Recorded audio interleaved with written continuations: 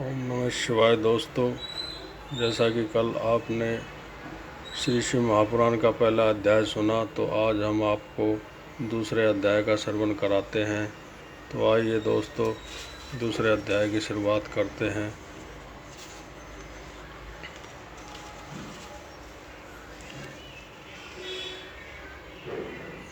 श्री शिव महापुराण की महिमा और संहिताओं के भेद। सूत जी बोले, हे मुनीश्वरों, यह आपने त्रिलोक हितकारी बड़ा अच्छा प्रश्न किया है। मैं आप लोगों की ऐसी रुचि देखकर श्री गुरु जी का स्मरण कर जो कहता हूँ उसे आदर सहित सुनिए।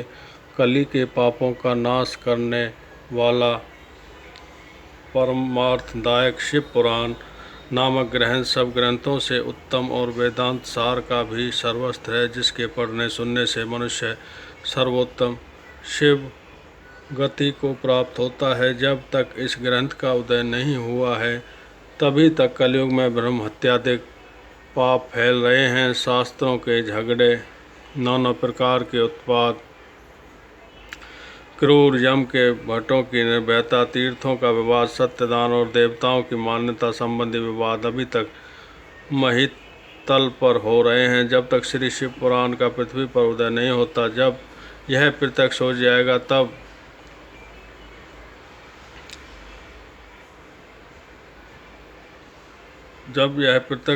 तब शास्त्रों के परस्पर झगड़े आदि सभी इसकी गर्जना से समाप्त हो जाएंगे, क्योंकि भगवान वेदव्यास के कहे हुए इस पुराण का बहुत महत्व है। इसके कीर्तन और श्रवण से जो फल प्राप्त होता है वह सब तो मैं नहीं कह सकता, किंतु उसका कुछ महात्म्य आप लोगों से कहता हूँ। ध्यान देकर सुनिए। इसमें मैं अपनी ओर से कुछ नहीं कहूँगा, जो व्यास जी ने कहा है वही कहूँगा। व्यास जी ने कहा है, यदि शिव पुराण का एक या आधा श्लोक भी कोई पढ़ेगा तो वह पाप से छूट जाएगा, और यदि सावधानी से संपूर्ण पढ़े तो जीवन मुक्त हो जावे, और इसके अनुसार आचरण करे तो एक एक दिन में एक एक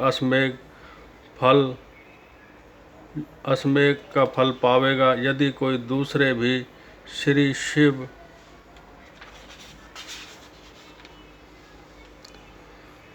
पुराण की पूजा कर दे तो वह सब देवताओं को पूजा के समान फल प्राप्त करे, इसमें कोई संदेह नहीं है। क्योंकि शिव संहिता नामक इस सुधा को स्वयं श्री भगवान शिव भगवान ने उपनिषद रूपी समुद्र को मत कर उसमें से निकाला है। जो इसको पान करेगा वह निश्चय ही अमर हो जाएगा। यदि कोई एक मास इसे पढ़े तो ब्रह्मादिक पापों से भी वह मुक्त हो जाएगा, और शिवालय में या बिल्व के वन में जो इस संहिता को पढ़ेगा वह अद्भुत फल का लाभ करेगा। जो श्री भैरव जी की मूर्ति के सामने इसका 3 बार पाठ करता है उसके सभी मनोरथ पूर्ण होते हैं। यदि चतुर्थी के दिन निराहार रह बिल्व के मूल में बैठकर इसे पढ़े तो शिव जी की पूजा के समान है, और उसकी देवता भी पूजा करते हैं। इसमें शिव जी के दिए हुए अर्थ, धर्म, काम और मोक्ष चारों पदार्थों का विवेचन, उनकी प्राप्ति के उपाय तथा श्री शिव जी की लीला और विज्ञान सब कुछ निहित है। अतएव यह सब प्रकार से आदरणीय है। वेद और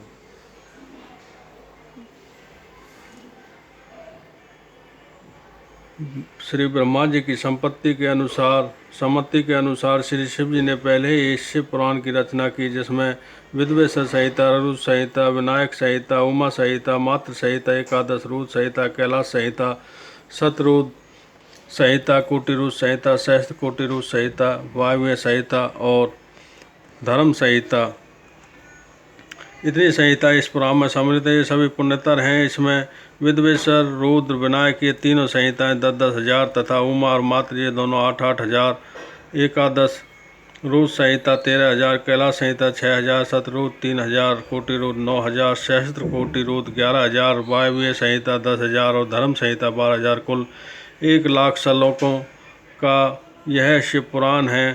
परंतु इसे शिव जी ने अब केवल 24,000 का ही सबके लिए रख दिया है, और पुराणों में चौथा पुराण कहा जाता है। परंतु अब इसमें 7 संहिताएं ही प्रधान है। अन्यथा सृष्टि के आरंभ में शिव जी ने इसे 100 करोड़ श्लोकों में कहा था। अब यह 24,000 संख्याओं वाला शिव पुराण केवल इन 7 संहिताओं में ही शेष रह गया है।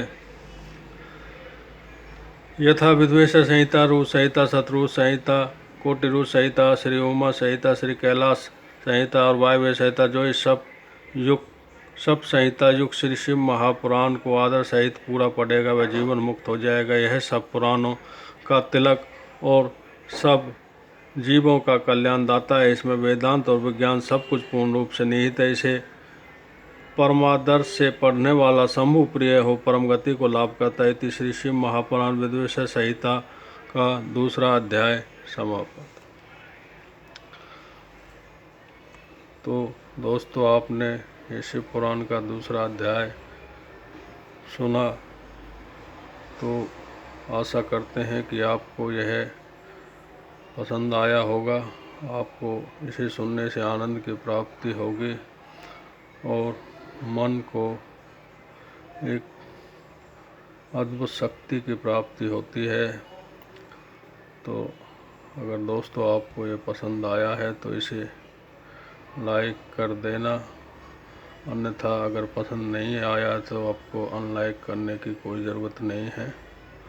सभी दोस्तों को मेरा प्यार भरा नमस्कार। ओम नमः शिवाय, ओम नमः शिवाय, ओम नमः शिवाय।